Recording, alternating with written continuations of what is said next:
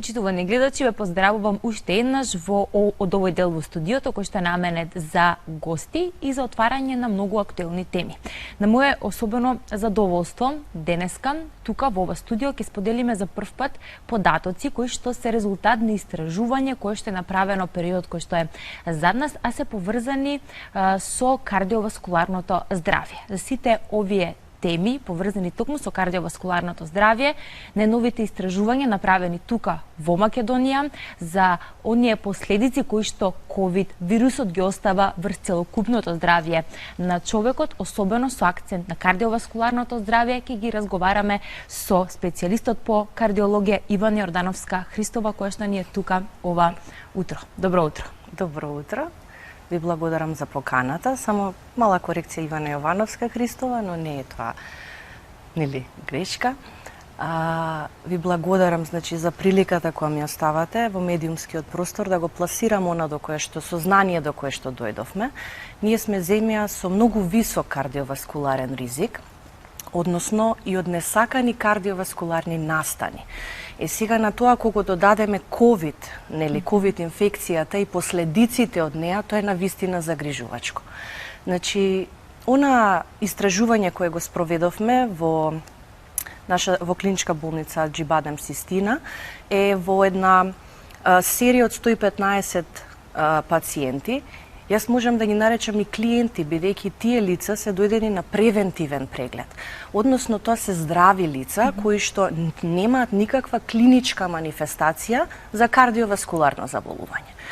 Сега, тука направивме низ исследувања кои се неинвазивни. Значи, лабораторија, направивме ехокардиографски преглед, коронарен стрес тест, односно тест на одење на лента или тест на оптоварување.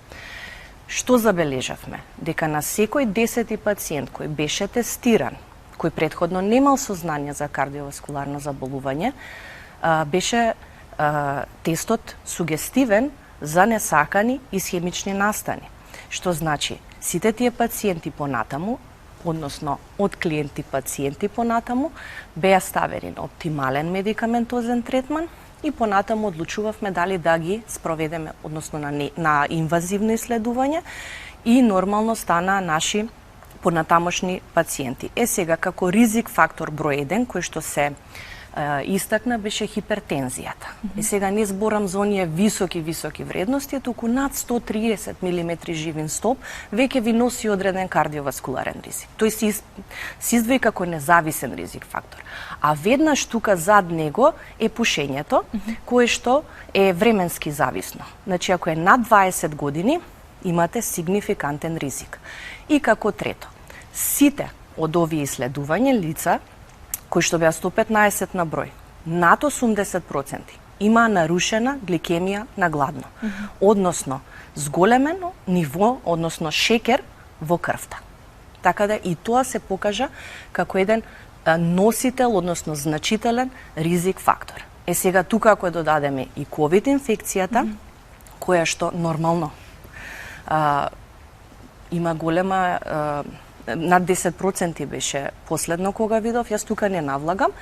Сепак, значи имаме и компликации во текот на инфекцијата како акутни, но и по опоравување од ковид инфекцијата. За оние пост-ковид состојби ќе зборуваме нели малку подоле во разговорот. Јас само сакам да им најавам на гледачите дека доколку имаат прашање, ќе вклучиме неколку гледачи со конкретно прашање, дали поврзано со пост-ковид состојба ако прележале ковид или пак ако има некое прашање поврзано со кардиоваскуларното здравје. Телефонските броеви ќе ги видите и на екраните. Јас би сакала да се навратам на резултатите од истражувањето. Навистина е загрижувачки што здрави пациенти дојдени кај вас покажале дека секој 10 има предиспозиција за кардиоваскуларно заболување. Што е сериозна бројка. Станува збор за здрави луѓе кои што немале никакви сознание и никакви сигнали дека нешто не е во ред со нивното здравје. Имаме ли одредена што може да забележиме кај тие луѓе што ги кои што беа веќе станале нели пациенти. Има ли разлика помеѓу мажи и жени? Дали жените се посклони кон кардиоваскуларни заболувања или пак мажите? Имаме ли некоја таква нешто такво дали е забележано во ова истражување? Ова е одлично прашање. Ви благодарам што ме навративте. Ја ова го изоставив. Значи, и жените и мажите беа со подеднаква застапеност. Значи, тоа беше исто загрижувачки како и самата бројка и самата инциденца. Значи, од овие пациенти кои ги издвоивме, 6 беа мажи, 5 беа жени. Ако соодносот го извадите, тоа е 1,2 спрема 1. Речиси сме изедначени. А возраста е околу 61 година. Значи, ако просечниот животен век, според Светската здравствена организација, не е 74 години, 61 година, и тој пациент, ако има несакани кардиоваскуларни настани, кои што може да резултираат и со некрајен исход, значи тоа е загуба на години живот и загуба на квалитет на живот.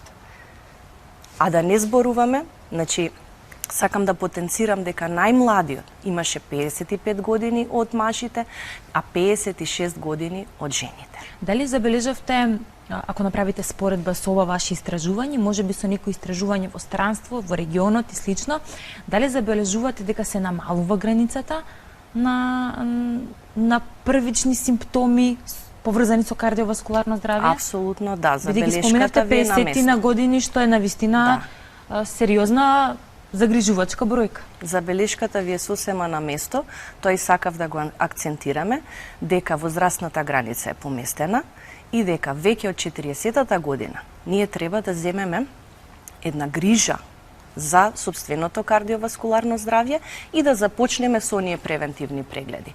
Што порано направиме модификација во животниот стил, животните навики и, доколку има потреба, ги поставиме на оптимален медикаментозен третман.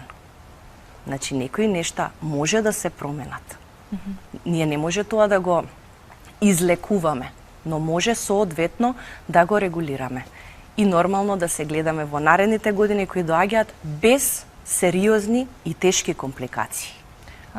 Ке продолжиме на оваа тема и на пост-ковид состојби. Имаме, нели најавив дека ќе вклучиме гледачи, имаме гледачи кои што не чекаат со своји прашања, па би рекла добро утро за првиот гледач. Повелете. Се слушаме? Да, повелете, добро утро. Добро утро, Анастасија, добро утро до докторката, поздрав. Значи, сакам да прашам нешто. Јас имам 66 години, иначе скоро цел живот имам брадикардија, што значи околу 50 и нешто ми е пулсот. Сега ми се случува последнава година да ми се стимнува на 43. Ме интересира дали е алармантно, зашто на холтер не го фатија, зашто се дешава еднаш на 10 дена, може на 15, може на 20, така? И уште нешто, летоска ми се случуваше притисокот, значи кој е многу жешко да ми падне 85 со 60, па се мачев, тешко ме беше, а инаку имам висок притисок и пијам енав 2 пати дневно. Зошто ми се случува тоа, дали знаете? Секој лето, второ лето поред. Така да, тоа ме интересираше. Ви благодарам. Благодарам многу. Благодарам за јавувањето. Добро, значи, благодарам на прашањето. Значи, пациентката мора пред се да направиме еден кардиоваскуларен преглед и нормално ризик стратификација со самата возраст која ми ја каже, значи и употребувајќи ја новата онаа табела во која што ние спаѓаме во земја со многу висок ризик, ако во бои го опишеме, ќе биде во црвената боја. Но конкретно таа се поплакува на забавена срцева работа.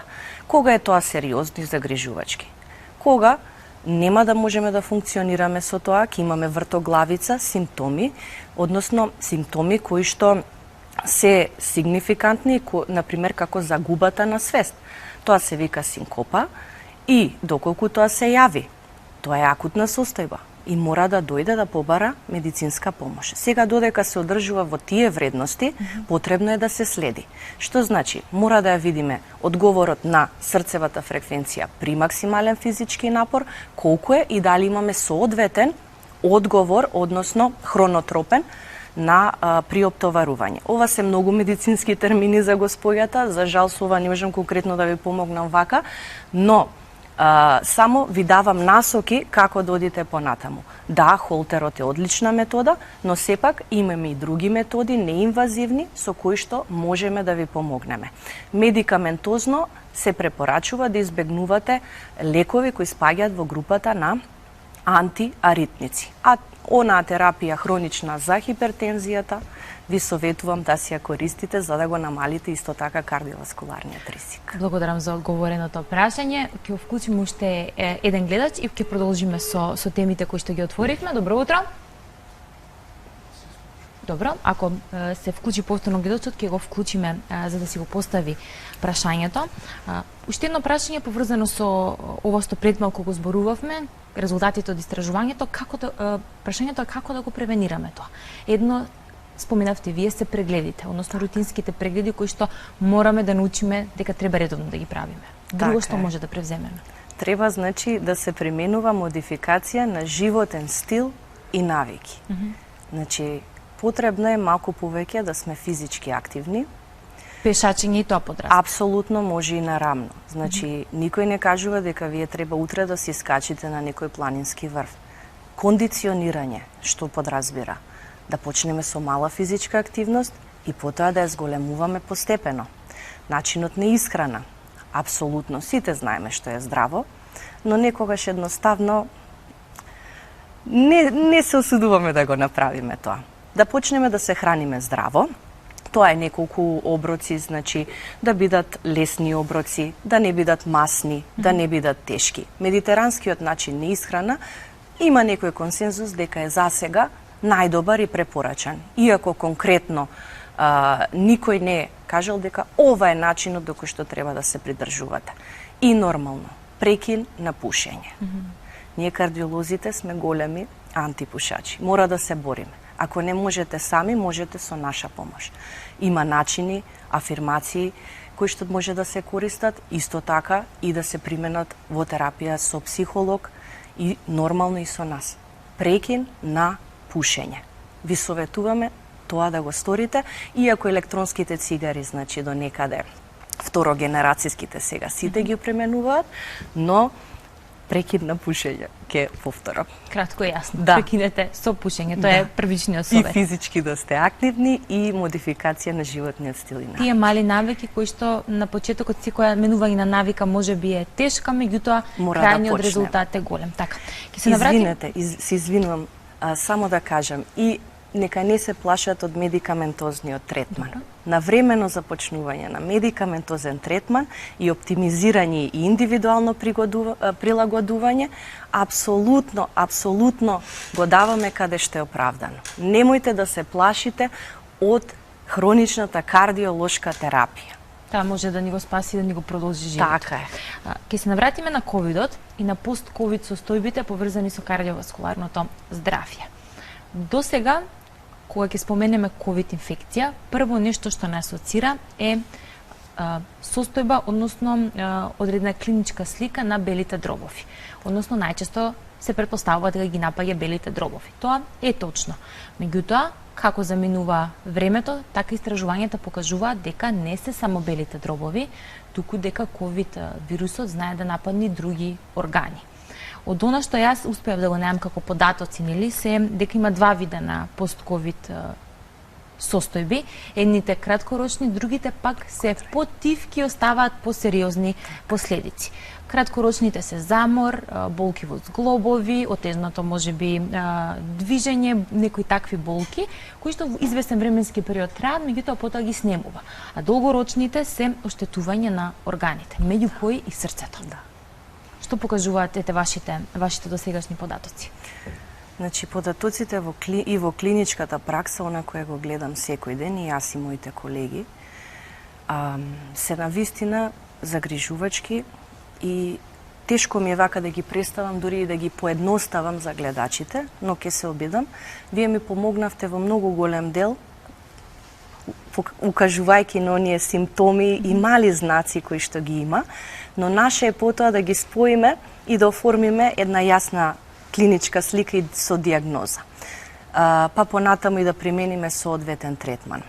оној замор кој што го има. Значи, првен во акутна и хронична состојба. Значи, во акутен ковид имаме најчести компликации кои што произлегуваат од нарушување на срцевиот ритам, може да има малигни аритми, како сега нема да ги набројувам, бидејќи навистина не им значат на пациентите, но атријално, односно предкоморно треперење, тоа е ризик за тромботични настани, исто така и самиот ковид е ризик за понатамошни тромботични компликации. Тие можат да бидат во мозочното стебло, може да бидат во срцевите крвни садови, може да бидат и во периферните крвни садови, особено во долните екстремитети, кои што и доцна ги утврдуваме, и најсериозно, значи, кои што го среќаваме многу често, тоа се тромби, односно компликации на пулмоналните крвни садови, кои што ние тоа е белодробна тромбемболија. Такви пациенти сме виделе да лежат, да бидат хоспитализирани, но и да дојдат на нога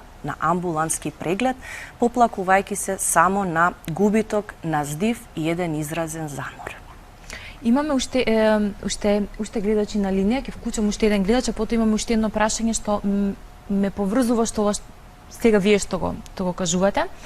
Одиме со гледачот, па ќе се навратиме повторно на темите. Добро утро. Добро утро, Анастасија. Добро утро, повелете. Благодарам. Добро утро, доктор Ивана. Мило ми е што успеав да се вклучам. Би сакала да ви поставам едно прашање. Веќе го потенциравте кои се причините и потенциравте за пушењето. Јас бев пушач во младоста, мислам дека бев околу 30 години. Сега сум 63 годишна жена, а веќе, сега може би некаде минус плюс со годините, што ги кажувам за пушењето, некаде околу 20 години јас веќе не пушам. Значи, во овие 20 години воопшто ни една цигара не запалив. Сакам да ве прашам. Се трудам, значи, да ги следам советите од стручни лица, да водам така наречен здрав живот. Сакам да ве прашам, ме интересира. Јас имав проблеми како Слободанка што наведе, со тахикардии, со варирање притисок, спојување на притисок, почна и висок притисок, се појави анемија. Веќе ви е познато што се сум доживеала додека бев пушач. Откако ги оставив цигарите и се потрудив, значи, да го следам здравиот живот, едноставно како да исчезнаат сите тие проблематики. И сега мене едноставно би сакала од вас да слушнам како кардиолог, се поставам самата прашање, дали е најголемата благодат за мене што го оставив пушењето или се работи за нешто друго? Ви благодарам на одговорот, ви посакувам се најубаво. Ви благодариме и ние за прашањето. Ете една кратка, ако можеме да кажеме, краток историјат на пушач кој што престанал да пуши. Дали токму ова што нашиот гледач го кажа, се очекува да се случи кај некој кој што долго години пушил, па престанал, нели, да ја престанал оваа лоша навика? Пред се ми е многу драго што ова го слушам од госпоѓата. Ваквите лица ми даваат мотив за понатаму да работам и да го работиме ова што го сакаме. Значи, ја охрабрувам да продолжи на тој начин како до сега и апсолутно да го намалуваат вашиот кардиоваскуларен ризик, а со тоа и не ја користиме онаа табела која користиме за пушачи, а користиме онаа за непушачи. Бидејќи после извесен период од прекин на пушење, вие сте непушач. Колку време е потребно, докторке, од кога ќе ја прекинеме таа навика, колку време му треба на организмот, еве да речеме на кардиоваскуларниот систем, да се прочисти и да речеме да биде некако порано, ама барем да е во добра состојба? Ако кажем, нема да е толку охрабрувачки, но мора да почнеме од некаде. Значи, извесен меѓутоа, се извинувам што ја прекинувам, нашиот гледач е доказ дека се случуваат сериозни подобрувања по однос на здравјето. Така е и апсолутно може. Госпоѓата е доказ дека може само ако се сака. И не треба да има несакан настан па да започнеме. Со госпоѓата само ќе работиме во примарна превенција, значи ќе превенираме. А кај оние кои не престануваат, нели, со оние животни навики кои ни го зголемуваат ризикот, кај ние веќе ќе имаме секундарна превенција, односно ќе ги лекуваме компликациите од тоа однесување, зборувам за оние навики кои што не се трудиме да ги избегнеме. Значи, охрабрувам да продолжи и пред се сакам да потенцирам вариабилните вредности на крвен притисок се исто така значителен ризик. Потребно е да се регулира крвниот притисок, тоа е апсолутно возможно. Палетата на кардиоваскуларни лекови е многу широка и богата, може да се индивидуализира само за вас и да добиеме едни одлични вредности на регулиран крвен притисок, кои што нормално во 21. век не треба да ги чувствувате, бидејќи медикаментозната терапија си ги има своите бенефити. Да, ќе продолжиме понатаму во насока на пост-ковид состојба. Што е она што можеме да го заклучиме? Ако можеме нешто да заклучиме, бидејќи сепак последици и истражувања допрва ќе се прават. Што е она што можеме првенствено да го заклучиме? Може да се подобри состојбата ако веќе има одредени оштетувања на органите, на кардиоваскуларното здравје, може ли да се подобри состојбата и дали може да предвидиме дали станува збор за долгорочни или краткорочни оштетувања, ако може така да кажеме?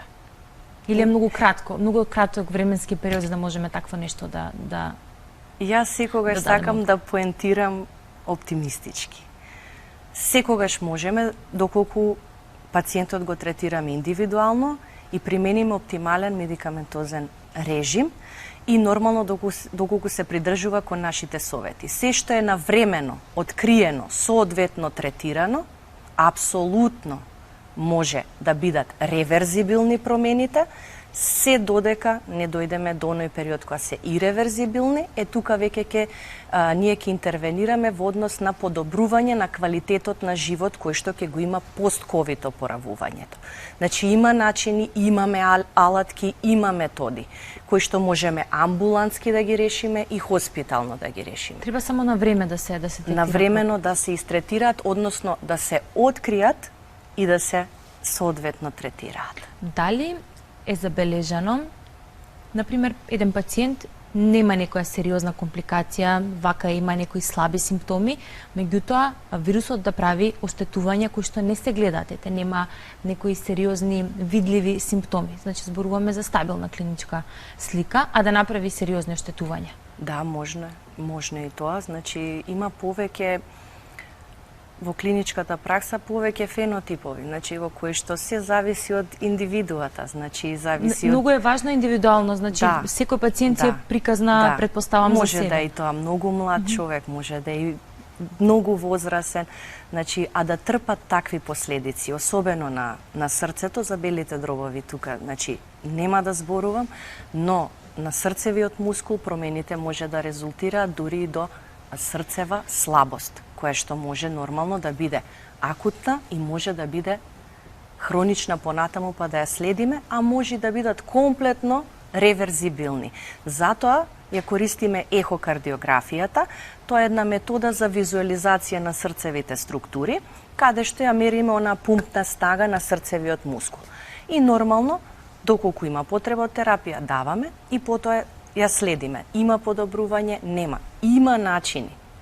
Само треба да се применат и да имаме соработка со самите пациенти. Дали има такво нешто како оштетување на срцето, да речеме, и на кардиоваскуларниот систем, кој што не може да се подобри? Предпоставам дека треба да станува збор за сериозно оштетување или сериозна клиничка слика. И ова ме наведува на прашањето поврзано со еден гледач кој што го остави. Многу често се плашимо најлошото, нели, од срцев удар. Прашањето на овој гледач кој што го остави на писмено прашањето е дека на 2 до 3 наврати имал одредено стегање во градите и болка. Така. Дали, нели, најстрашното е дали е тоа аларм на организмот за она најлошото што го зборуваме, срцев удар. И дали организмот ни дава некакви сигнали и ни вели внимавај, веќе стискам црвено светло, ако може така да се каже. Така е, апсолутно. Што најчесто представува, дали претпоставам дека тоа е прашањето, дали стегањето и болката во градите е нешто поврзано со срцето и кардиоваскуларното здравје? Се согласувам, значи цело време нашиот организам ни алармира и ние треба внимателно да го слушаме. И нормално кога пациентот ќе се презентира кај нас со граден дискомфорт, односно градна болка, Мора да знаеме колку е време траењето, каков е квалитетот и нормално да го проследиме. И со само еден ЕКГ запис, тоа е едно ливче кој го добиваат пациентите. Толку едноставно. Ние забележуваме дали имаме акутност или станува збор за состојба која треба да ја доиследиме. Апсолутно, тоа може да го видиме и е многу едноставно да се процени. Во клинички и во амбулантски услови, значи без разлика. Ние имаме мултидисциплинарен пристап, што значи и кај инфектолог да се презентира, и кај пулмолог со овие состојби, пациент со ковид инфекција. Им стоиме на располагање и ние тоа можеме да го процениме на лице место. Ова што досега го зборувавме би го заокружила во насока на тоа дека превенцијата е првото нешто кое што мораме и можеме да го направиме, превентивниот преглед и малите животни навики кои што би ни го подобриле целокупното здравје, на време да одиме на контролни прегледи и да не го игнорираме оној глас кој што ни шепоти, ако можеме така да кажеме, и што ни го шепоти телото. Апсолутно се согласувам со вас. Ви благодарам. Чувајте си го здравјето и чувајте го срцето. Чувајте го здравјето и чувајте го срцето. Ви благодарам многу за гостувањето и за информациите, односно резултатите од истражувањето што ги споделивте со нас. Не се добри резултатите, меѓутоа е добро што ги имаме за да можеме да постапиме и да превземеме чекори и за подобрување на нашето здравје, меѓутоа и за колективната здравствена состојба како нација. Ви благодарам уште еднаш. Ви благодарам и вам. Почитувани, ви благодарам за вниманието кое што ни го дадовте денеска. Останете на фреквенцијата на телевизија Алфа. По кратката пауза следат и првите вести на Алфа.